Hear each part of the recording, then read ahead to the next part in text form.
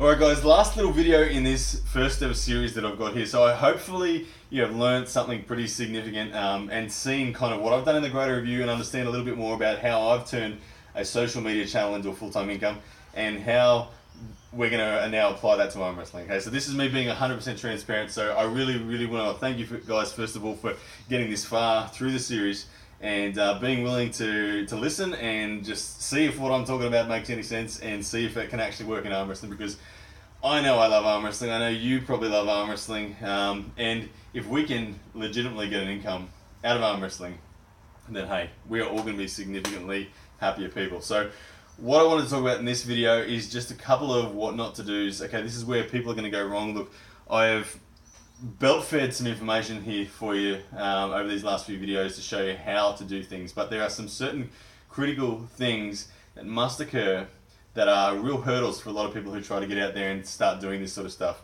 Okay, this video marketing, social media marketing, okay, it really does get difficult when you hit the wall in some respects. Now the walls I'm talking about, the biggest and the quickest wall to come up is the fear of the camera. Okay, so people are scared of the camera. People start to think, I look like an idiot. Look, I probably look like an idiot. I don't know. I never wear hats. I can't believe I'm wearing a hat. Anyway, I look like an idiot, but guess what? I don't care. So the sooner you get over it, the sooner you get to the point where you realize you don't care, the sooner you're going to look more natural on camera. Now, ums, ahs, pauses, awkward moments, they don't matter. Okay, they are the things that make you look real. They're the things that make you look believable. You need to get past that fear of the camera. Best way to do it is to just press record. Don't, whatever you do, try to come up with a script. Scripts don't work. You need to be you. Talk to the camera like you're talking to your best friend or your mum on a live stream. Okay, so like a FaceTime talk or something like that. That's how you want to do it. Like it's a webcast talking to a live audience. Pressing that live button on Facebook is a great way to practice the craft of being on camera. So fear of the camera is the first hurdle that comes up with. Okay, when you start to judge yourself and start to feel like friends and family are laughing at me, I don't really want to do this, they're gonna, and trust me, friends and family will be the first ones to laugh. Look, your mum, your husband, your wife, they're gonna probably be nice to you at first. They're gonna smile and say, yeah, honey, it looks great. You're doing really well. And they're gonna secretly be laughing, thinking, oh my goodness, what are they doing? They look like an idiot. Okay, your friends, they're gonna tell you look like an idiot. But hey, you need to just be brave, get past it. Trust me, you'll come to the point. Just do it. Every day, do it.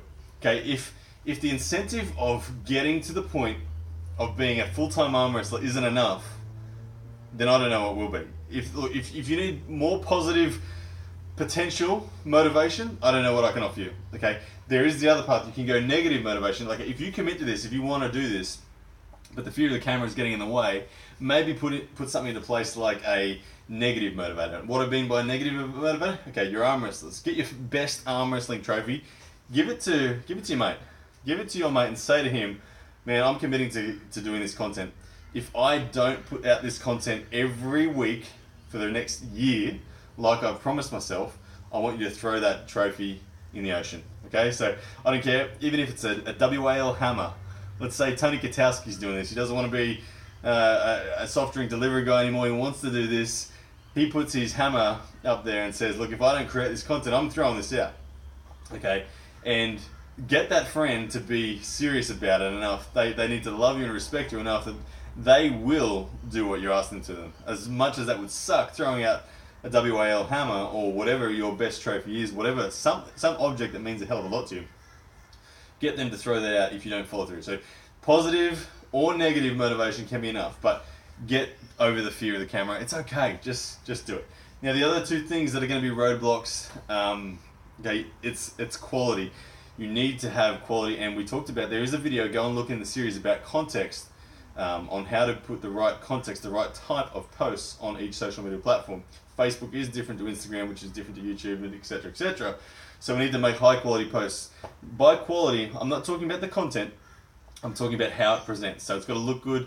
It's got, if it needs music over the top of it, if it needs to have watermarks over the top of it, it needs to have an intro and outro. Okay, it needs to look slick. The good news is, on mobile phone devices, I do all my editing on a mobile phone device. There are apps out there at the moment. I use Power Director. If you're using an Android, I don't know what you can use on Apple, but I'm sure there's an equivalent. Power Director on Android is an awesome app for video editing. Make your videos look good.